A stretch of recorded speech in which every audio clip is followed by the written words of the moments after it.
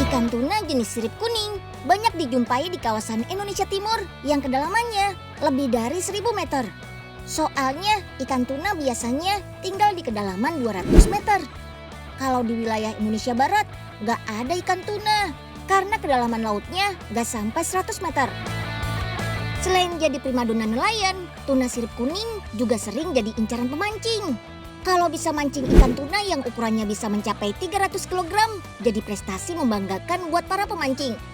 Ikan tuna biasanya bakal naik ke permukaan untuk mencari makan di pagi hari. Waktu yang tepat nih buat mancing. Gak susah kok nyarinya, tinggal ngikuti lumba-lumba aja. Sebelum mancing, siapkan umpannya dulu ya. Umpannya menggunakan cumi-cumi yang diikat pada kail. Nelayan tradisional biasanya memancing tuna dengan teknik handline.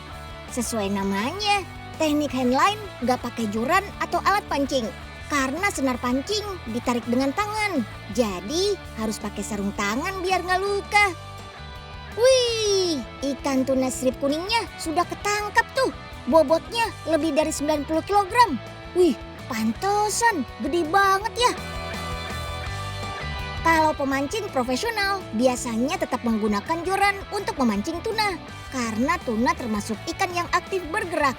Jadi harus pakai alat bantu berupa harness supaya pancingnya nggak lepas.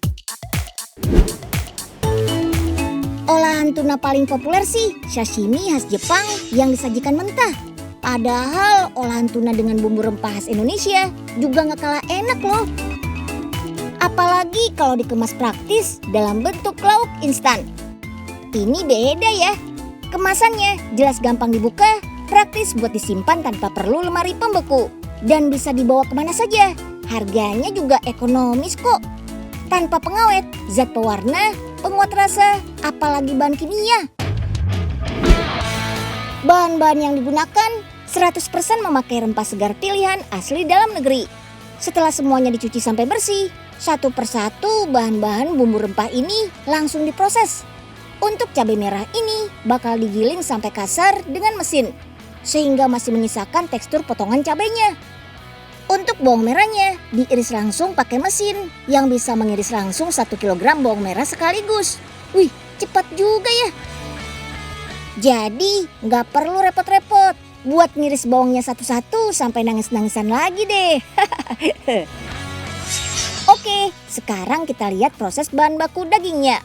Yang dipakai ini adalah potongan daging tuna loin segar. Habis dibersihkan, daging ikan tuna bakal dipotong-potong kecil dan dimasak sampai matang. Bumbu dan daging ikan bakal dimasak terpisah. Dengan alat pemasakan bernama kettle alias panci raksasa ini, semua bahan bumbu rempah yang sudah dihaluskan langsung dituang dan dimasak sambil diaduk terus secara otomatis. Kalau yang lagi dibuat ini kebetulan ada bumbu sambal mata khas Pulau Dewata Bali nih.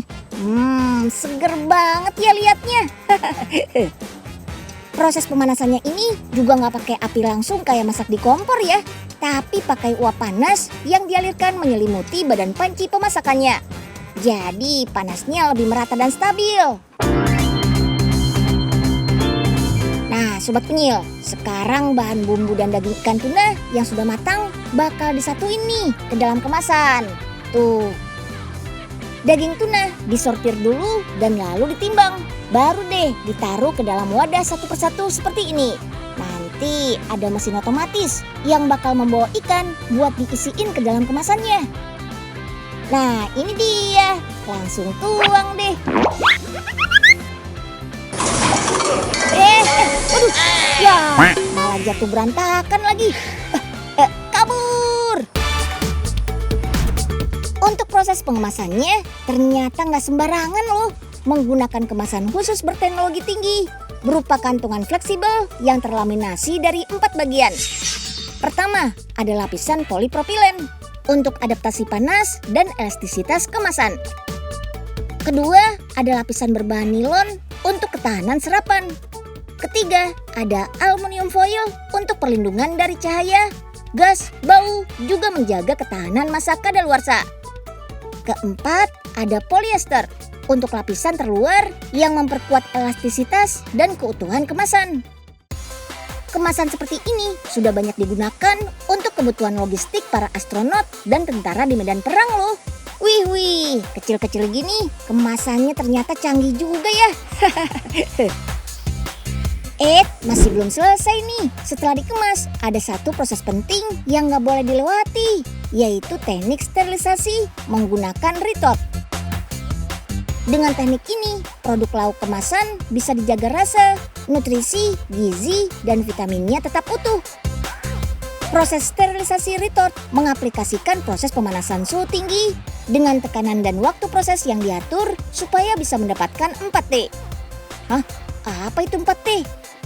Pertama, terbunuhnya kuman dan bakteri yang merugikan kesehatan. Kedua, tekstur dan rasa yang masih mempertahankan keaslian masakan. Ketiga, tahan simpan selama 1-2 tahun. Dan keempat, tanpa perlu adanya tambahan bahan pengawet sama sekali ataupun proses pembekuan. Wah, kita harus bangga nih. Makin banyak inovasi lauk siap saji dengan cita rasa khas Indonesia kayak gini. Terutama alasan kepraktisannya, mulai dari penyimpanannya sampai cara penyajiannya. Tinggal dibuka aja kemasannya kayak gini, sudah langsung bisa dimakan.